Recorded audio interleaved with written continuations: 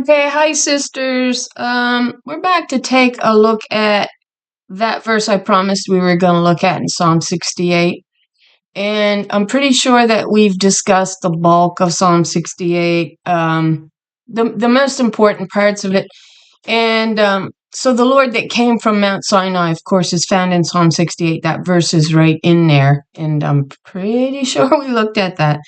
And so the desolate Lord, which is the desolate spirit, she, who was rejected by mankind as a spirit that was to rule this kingdom, and her covenant being the one that was rejected, she became the desolate spirit as her children is not listening to her covenant. So that's what we were looking at in Psalm 68. Now, I had said we were going to isolate a verse in Psalm 68, and this is the verse.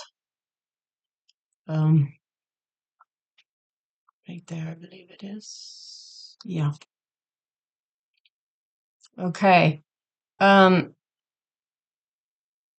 that it's Psalm 68 verse 30 is the verse we're going to look at, and this is what it says. It says, "Rebuke the beast among the reeds, the herd of bulls among the calves of the nations.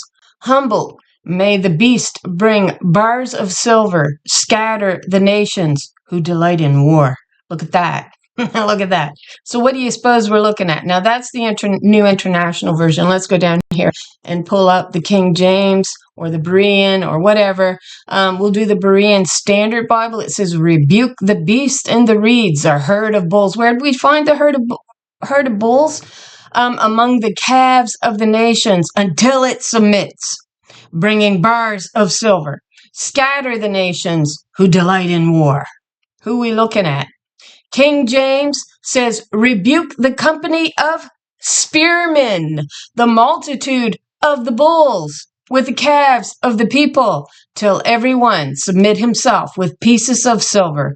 Scatter thou the people that delight in war." Now, that to me is a real telling verse, because we know that we live in this beast system. 666 is how this covenant is identified in Revelation. Now, I didn't bring my Bible. Let me pull up my video here just for a moment and pause this and go get my Bible. Okay, so forgive me for this. Okay, so I have my Bible now in front of me. And the reason why I went and got it is because I didn't want to have to pull up more tabs, because I have quite a few up.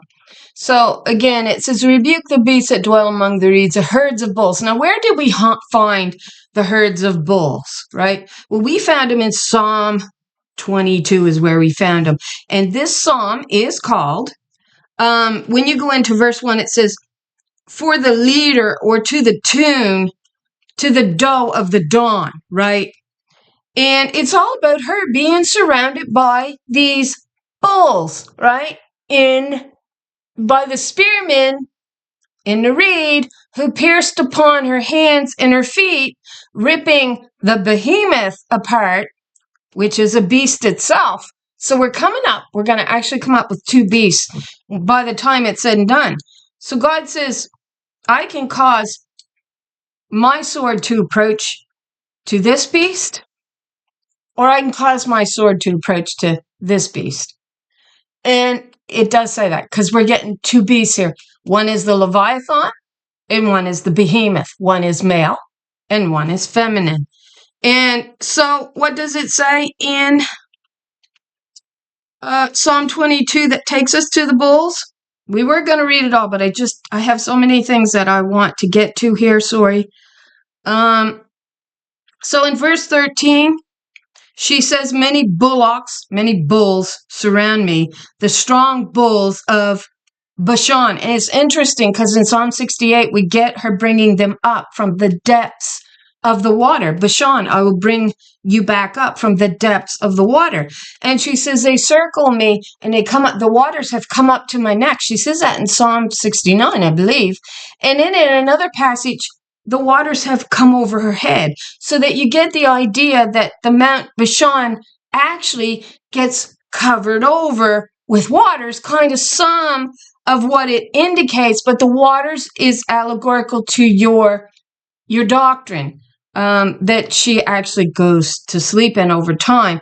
Now, we've looked at that. So in verse 13, many bulls surround me, the strong bulls of Bashan encircling me. They open their mouths against me like ravening and roaring lions. I am like water poured out. All my bones are racked.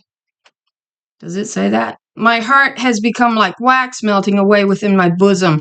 My throat is dried up like baked clay. I don't like this rendering. See, this is a different Bible. My tongue cleaves to my jaws, to the dust of death. You have brought me down. So that verse actually takes us to Job. I think it's Job 30, maybe Job 31, right? She says, I know that you will bring me into death, bring me down into death. Let me go there. Job 30, right quick. Where's Job? Right there. So Job 30, she says, and I may not like this rendering either. Where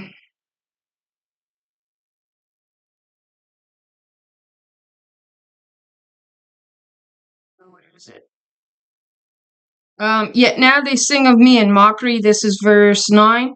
I am become a byword. Who became the byword? Well, the daughters of Israel actually became the byword. I have become a byword among them. They abhor me. They stand aloof from me. They do not hesitate to spit in my face.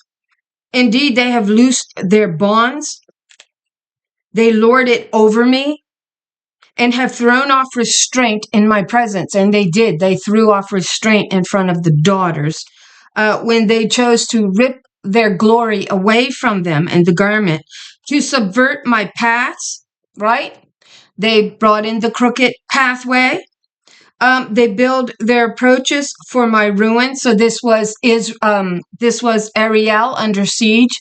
You find her in Isaiah 29. So this was about them building ramparts to destroy me. They attack with none to stay them. So there was nobody to stop them from the attack. As through a wide breach, they pour in upon me. Amid the uproar, they come on in waves over me, rolls the terror. So they were coming in, she says, wave upon wave, right? The breach that occurred. And we know that the breach that occurred is allegorical to this false wall that Adam builds up and daubs in with this lying religious lie, and he locks in the harlot spirit. So this is all what you're looking at in allegory when you understand the divine feminine that got removed from the text. My dignity is carried off on the wind, and my welfare vanishes like a cloud. One with great power lays hold of my clothing, right? They tore her glory away. By the collar of my tunic, he seizes me, and he did. He has cast me into the mire. I am level with the dust and ashes. I cry to you, Mother, to my God, not to him. But you do not answer me. You stand off and look at me, and then you turn upon me without mercy, and with your strong hand, you buffet me. So yeah, this was also the men in the beginning, which I want to call God. They're not God. They were never God. She was considered the presence of God on earth. He agreed to take her in covenant, and then he turned on her in pride and in anger, is what this all comes down to. You raise me up and drive me before the wind. I am tossed about by the tempest. Indeed, I know you will turn me back in death to the destined place of everyone alive. Yet should not a hand be held out to help a wretched woman in her calamity. So we link Bashan, it means ivory, right? And your tooth is ivory. And it says an unfaithful man in times of trouble is like broken teeth and a foot out of joint. And that's just what he became. And so the bulls of Bashan really circled her. They're also called dogs here. Indeed, many dogs surround me, a pack of evildoers. closes in upon me. So dogs can have two meanings. It can mean a literal dog, or it can mean a male harlot is generally your understanding of dog or dogs when you go in and look it up. So it depends on the context, if it's a real dog that's in view, or if it's the allegorical understanding of a male harlot, which is what this is here. Indeed, many of those male harlots who did not want to be circumcised to my covenant, the righteous spirit, they wanted a harlot spirit that would bow and build him up in the land as Lord and God, which you find in Daniel 2, the idol, of course. So a pack of evildoer closes in upon me. They have pierced my hands and my feet, and they did this to the women, to the wise women inside the nation of Israel.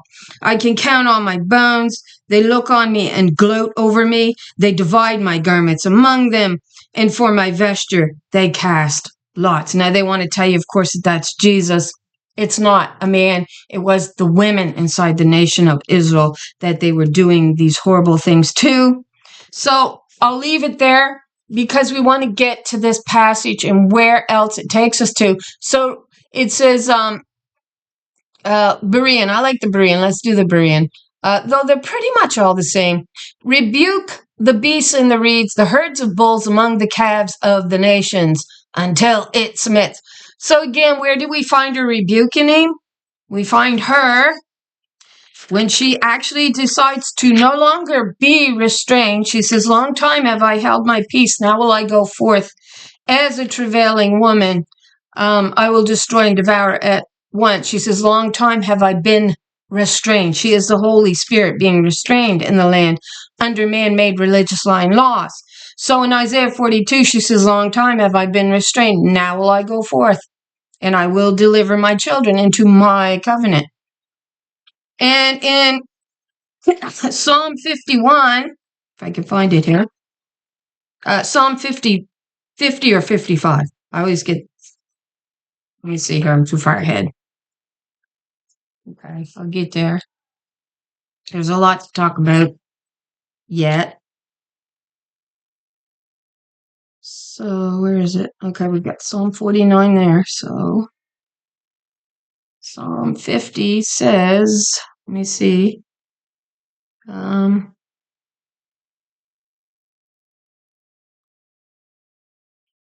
see if that's okay. So it is Psalm 50. So we'll begin at verse 16. She says, but to the wicked man, God says, why do you recite my statutes? So they were taking God's law, which was to be found off of the daughter of Zion's tongue. That means the women inside the nation of Israel was the branch that God, the Spirit, who the woman is reflecting in the earth. Yeah, she, our mother. I'm not made in a man's image. I'm made in my mother's image. And they were denying her. And so she's saying, but to the wicked man, God. Now, the presence of God on earth was these wise women inside the nation of Israel. And there was one particular one that was sent with her innocent women. Her innocent blood means virgin. Not this sexual connotation, of course, that they want to stick to it. But she says, but to the wicked man, God says, why do you recite my statutes and profess my covenant with your mouth? You had no right. Though you hate discipline and cast my words behind you. When you see a thief, you keep pace with him. And that's what the men inside the nation of Israel began to do. We find them actually doing that in Psalm 139. We'll go there in 1 minute here. After we read this. And with adulterers, you throw in your lot. We do know that the kings took bribes. We know that. To your mouth, you give free rein for evil through your ridiculous man-made law that rips her rights, her God-gave rights away from her. You harness your tongue to deceit. They are. It says their tongues shoot out arrows of lies and hate, And they were shooting these archers. Baal, husband, was shooting at this branch as she went over the wall in the blessings of Joseph. And you find that again in Genesis 49, 23, 24. The branch here is female daughters, and the archers are males, and they were shooting at them. You harness your tongue to deceit. You sit speaking against, not your brother. It's not against the brother they speak about. You watch them on the pulpit. Who do they speak against? That woman. They were speaking against their sister, us. Against your mother's daughter. That's who you spoke against. You spread rumors. She says they tell lies against me, and I don't even know where they're getting them from. Which is why Mother says, there will be a set time for you to bring forth your case. And it's called the controversy of Zion in the Old Testament that Jesus never addressed. No, he's an idol. So when you do these things, shall I be deaf to it? Yeah, God says, none of you call for justice in the earth. All of you are trapped in prison houses. You're trapped in a religious lie. That's what she's saying. Excuse me. When you do these things, shall I be deaf to it? Or do you think that I am like yourself? Do you think I'm a man? Oh, well, they say mankind. Yeah, she's just a rib hanging off of him. She's part of him. No, I'm a woman. I'm not a man. And I'm made in my mother's image, who represents the spirit that you denied in the land.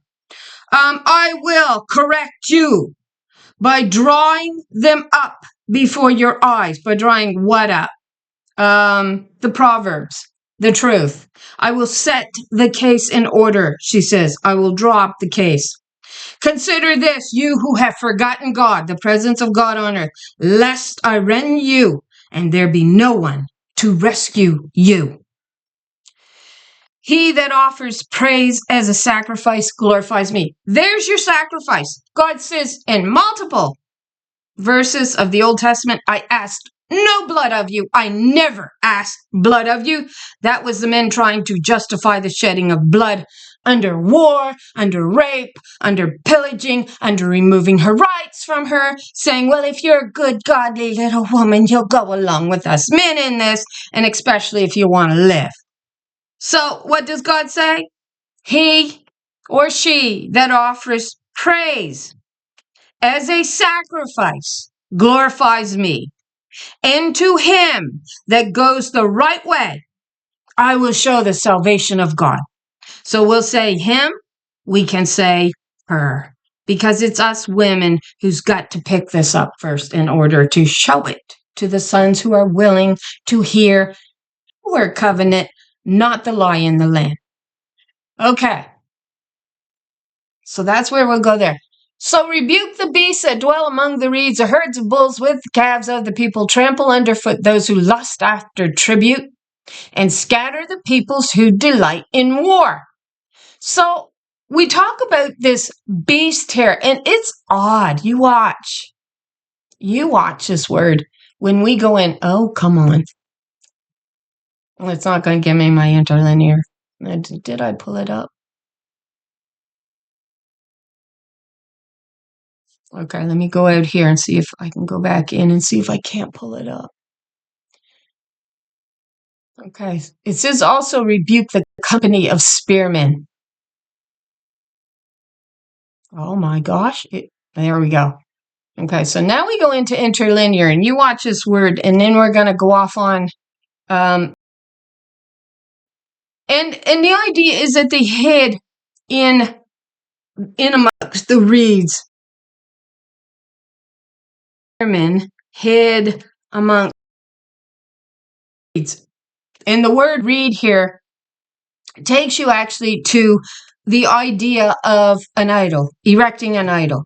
By them attacking her, in attacking the covenant of peace that she came to man with, he, in the end, by these spearmen in the reeds, which bloodied the Red Sea, right? brought blood into the covenant, and it was not supposed to be a covenant of blood. It was a covenant of peace, and it was to come from your wife, according to passages like Song of Songs, chapter 4, verses 12 to 15. You will also find it in Proverbs 5, referenced in Proverbs 5, that this was the covenant that they were to uphold in the land and did not. And so we get these spearmen hiding in these reeds, right? Is your idea, spearmen. And the idea is they were standing erect, and it's almost like to build the idol, they had to attack her, right? I'm just writing this note down. So I'll at least have some place maybe I can go that I won't forget it. So 30. So when we go in, we hit on beasts 2416. Isn't that an interesting word for anybody who remembers their words? Alive, living, life. So this beast, they gave life to it. And it is a beast system that we women are forced to live under, with the men telling us that we have no rights. They actually say a dog has more rights. You know why? Because a dog can't learn. A dog can learn only to a point. Women, when we are educated, we become very wise, right? And the men, these weak men, pathetic men, can't risk women being educated and outshining them. Oh my gosh, they don't like that. And that's the danger of a woman being educated, that she can actually outsmart him. And not outsmart him in a bad way. He just don't want to risk that. These beastmen just can't risk that. They can't. And that's the truth of it. Plain and simple, that's the truth of it. They're terrified of her wisdom. Yes. What she knows and what he can't attain to, which is why he says, I will be like the Most High. I will be like the Almighty. I'll be like wisdom. Right? And the only way that he can attain to that, apparently, is if he puts a yoke on her neck and tells her that she's less than him. He has to tell her that. And the power of their God is in their arm. Yeah, they use violence to bring about their religious lie of man as God. That's the only way, apparently, they can achieve it. Apparently. They don't want to achieve it fairly. No, because they know that apparently they can't achieve it. It's really pathetic. It really shows you how weak they are. But watch this word, 2416, che, or shay, however you say it. Alive, living, life. Adjective, feminine. Noun, masculine. Noun, feminine. Noun, feminine. Noun, masculine. Adjective, noun, feminine. Alive, living, life. To live or to be alive. So what come into existence? What did the women in Ezekiel, was it 17? No, I got the wrong chapter. It's Ezekiel 14, I think. I think it's 14. Don't hold me to that. Where the women were actually taking their goods. Yeah, so they were part and parcel of this whole problem. These harlot spirits that over time fell to the idol. But in Ezekiel 14, you see the women making this idol of a male and using their money portions to build this idol up. They were even making a multicolored robe, I think. I can't quite remember the passage. But the idea is they were handing over their birthright to this image. And they were giving power to the image. That's what the harlot spirit land does. It gives power to the beast system to live. Without the women handing over all their power, mental, physical, spiritual power to this male idol, it cannot live in the land. It cannot. It will die. So that's what it means by to live. But there's also two beasts that we read about in existence here. So I just found this interesting. So the plural form of this is masculine.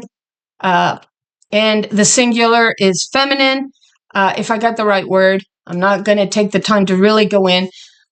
Because then in the word reeds, we'll go into the word reeds here. Reed, a rod, a shaft, tube, stem, radius, beam.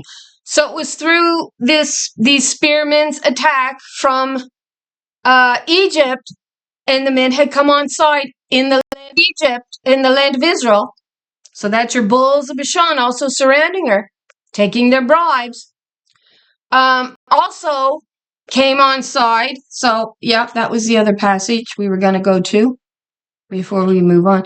So, Rod, here, what were they shifting? They were shifting kind of the idea of the scepter over, wasn't it? And it was a harlot spirit scepter that basically puts the scepter in his hand. So the king of Babylon is identified as, so is it the last chapter? It's identified as Baal, which is another name for your husband, bridegroom. Let me see here.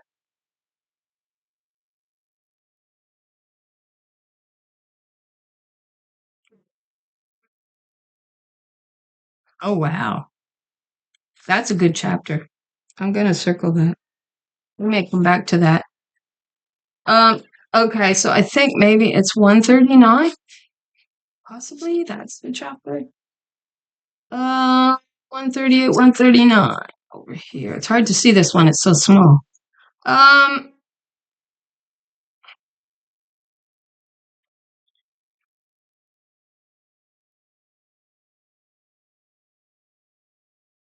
Okay, I got the wrong chapter, I think.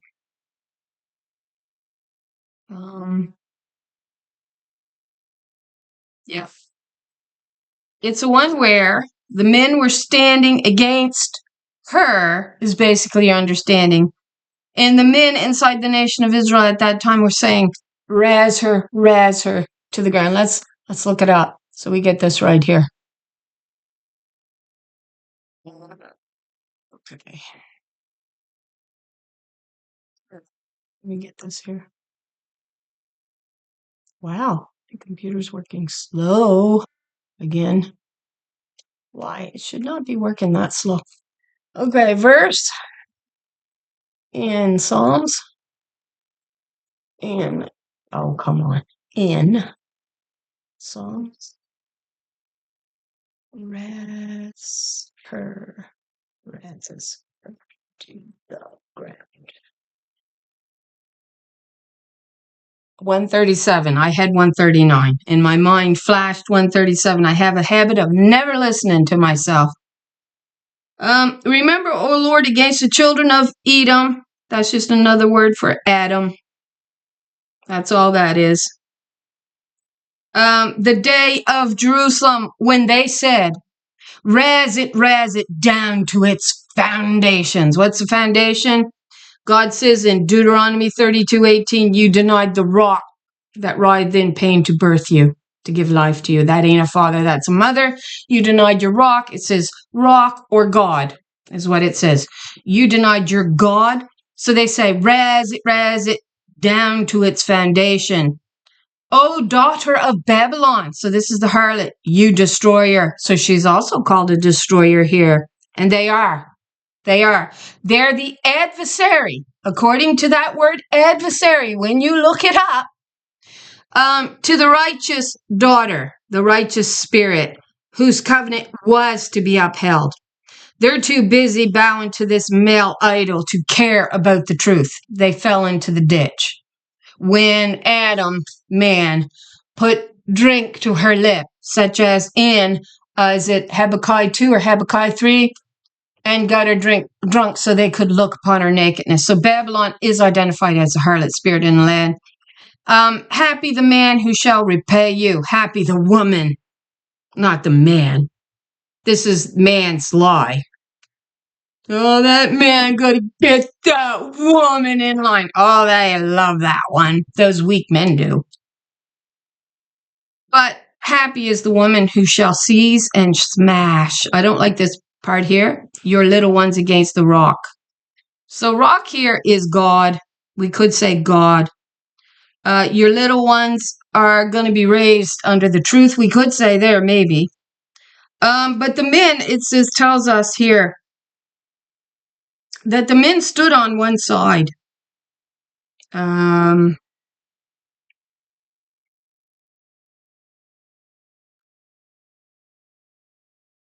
It wasn't in this passage. I don't know which passage it was now. But the men stood on one side and basically watched the foreign men come in and destroy it, and they did nothing to stop it.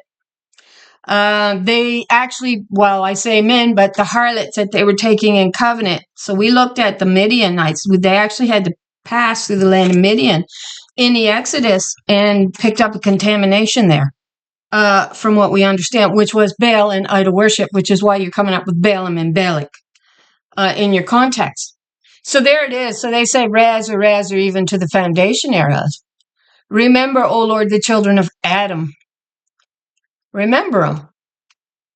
So we get the beast here being identified as, so there was a shifting of the rod, of the staff in the reeds through violence and the attack upon the women, where we get this idea of not a reed. See, it goes to a red sea when they slayed these women, sons who supported them. And so we know that the contamination did so go right into the land of Israel, which is also why God emptied the land out eventually over time. And we know that the scepter, God chose to cast it out amongst the lands of the Gentile when they changed their glory over to that which eateth grass, which is a bull god that came straight out of the land of Egypt. So here we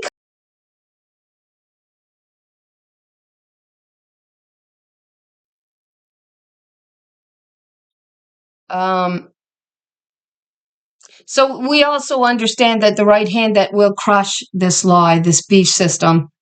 Where is it? You crushed Rahab like a carcass. You scattered your enemy with your mighty arm. So we have identified the right hand of God as the daughters of Israel. Rahab is another name for Egypt. It's also another name for a beast. So you know what? Let's go and look that up right quick. So we can get our understanding. It's a great sea monster. So you crushed the great sea monster, which is also another name for Egypt. But we haven't done that yet, because that's where this religious lie of Jesus, Baal, bridegroom, came out of. The solar calf deity or image that got made in the Exodus did so contaminate particularly the men, and over time then the women, where we see the true scepter of God gets cast out amongst the land of the Gentiles to actually be reborn as this familiar spirit that God, our mother in the heavens, or Lord, our mother in the heavens, will actually hear, and she'll hear her scepter once again speaking in the land, because she says the branch that you planted was basically a blaspheme to me. That's what you planted in the land. So we are looking at Zion, the descendancies is what we're looking at. God says, those aren't my daughters. And she says that, I believe, in Jeremiah 4 or 5. She says, those are not my descendancies. Those are not, that's not my branch that you planted. You planted, what does she say? Hemlock. You planted poison in my land. That's what you did. And so Rahab, this is noun masculine, but the nations are often referred to in a feminine sense because it is the mothers that give birth to the nations. It is not the sons that do this. So yes, while in one sense we get the idea of the nations, multiple feminine, we also get them in a singular sense as well. So in the Hebrew Bible, Rahab is used as a symbolic name for Egypt, representing arrogance and chaos. It is often associated with the sea monster or dragon, symbolizing opposition to God. Rahab is depicted as a force of chaos subdued by God, illustrating not his power, her power over creation end the nation. She is the God that creates. That's our mother. You told the potter, the maker, the creator, that she had no power over her own creation. What she creates forms from her womb. That's right. I have made, I have carried, I will bear, even I will deliver you, even to your old age. I am she, not he. But they stuck he there in Isaiah 46. So the same as Rahab, boaster, an epitaph of Egypt. Rahab, a name for storm, or the sea monster. So we get the beast. So we're actually coming up with a beast there that hid amongst the reed. Yeah, they shed blood. It becomes a Red Sea. I don't want to X that, but it's not let. Okay, I see what I'm doing wrong. So when we go out and we go back, go way back. Okay, back out again. Sorry about this.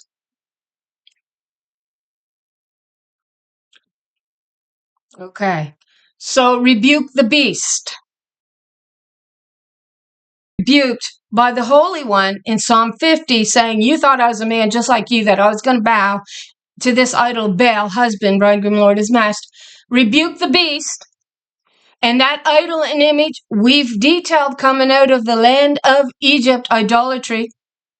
So the beast that is in view is the land of Egypt, right? Okay? So now we're going to go to Job. Is it Job we want to go to? Let me see here. Ezekiel 32 we're going to go to. So it says son of man, but I think it's daughter of one just as easily. God used both male and females. But when it came to prophesying truth, God the Spirit typically used females. Sorry. When it came to taking the law of heaven out into the land, God would use the men. So that is to say that the women would come and hand that to the men, and then the men would kind of implement that law. It's what their job was to do. But it came from the house in the forest of Lebanon, which was largely considered where the government of God met, which was the congregation of women, a village of women that met under the north congregation, where man eventually exalted himself to. We see in Isaiah 14, who is this that caused the nations to tremble, women to tremble? This is nothing more than a man. And he said, I will be like the Most High. He was taking possession of her throne. Isaiah 52, daughter Zion, pick thyself up out of the dust of the earth and take back your throne. The law belongs to you. It was to come off of your tongue. And it was a gently flowing law system, Shiloh, that they rejected. And so that 666 covenant took us to in Revelations. So I forgot this. So now that I'm remembering, let's go there because I got this up. So I shouldn't forget this one. Revelation. Oh, I can't even remember what verse, where it is. So I'm going to have to probably do this. For it is the number of a man, right? Let she who is wise. Verse.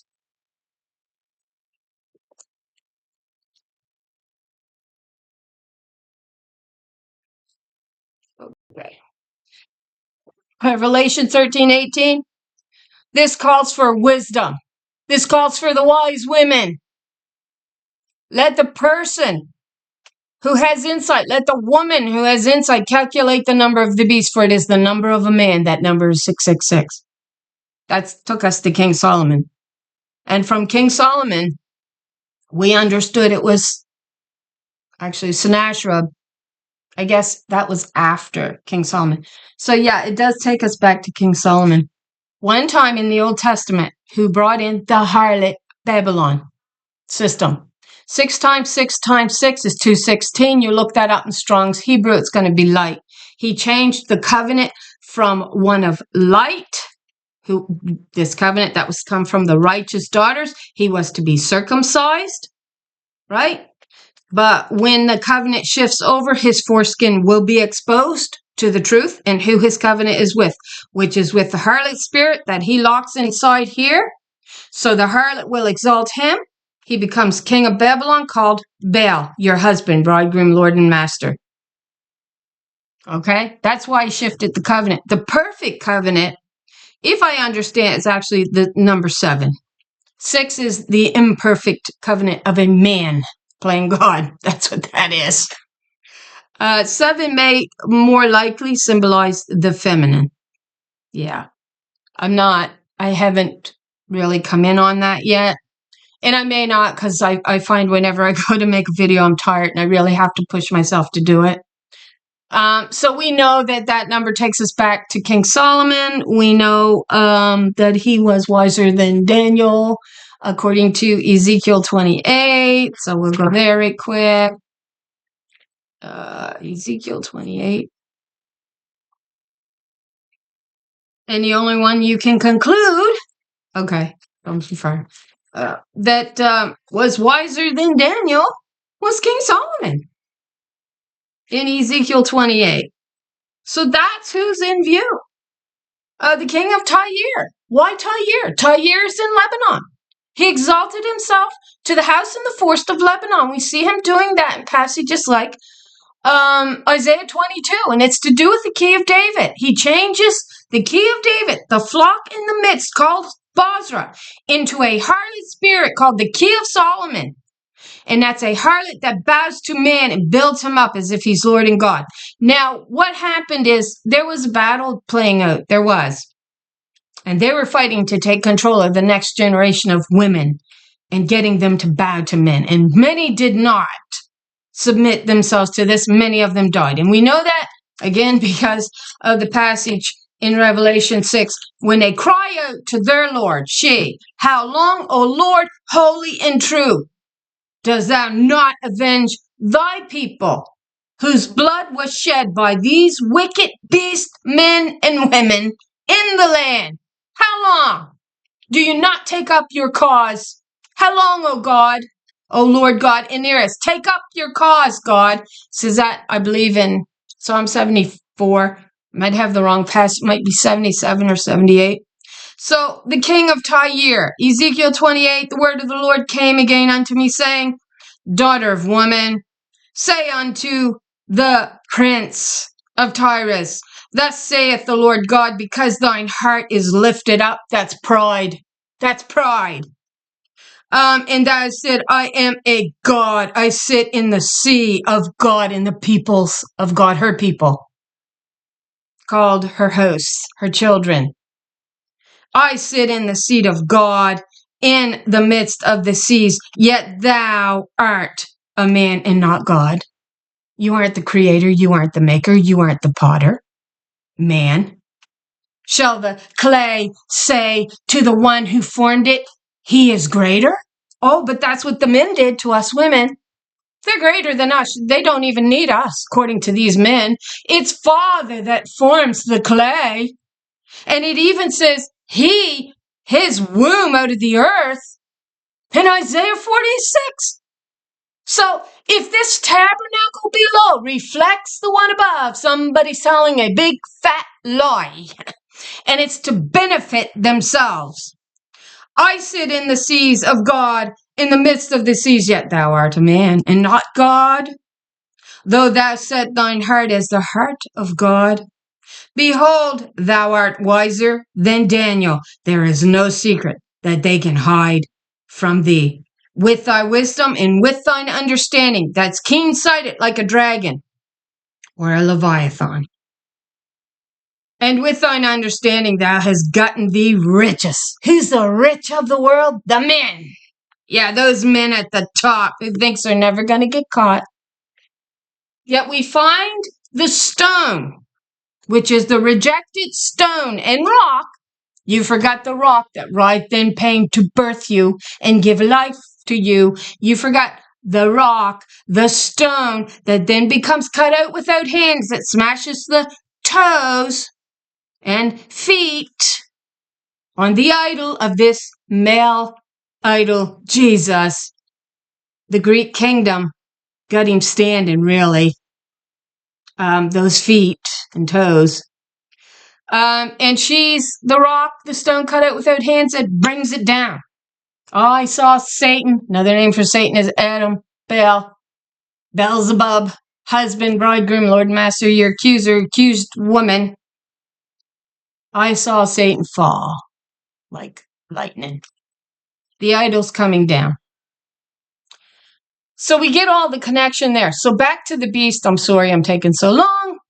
We're going to go to Ezekiel here. Ezekiel 32. I did have it up. Okay, right there. So what does it say? This is bringing in Pharaoh, who muddied her waters with an idol.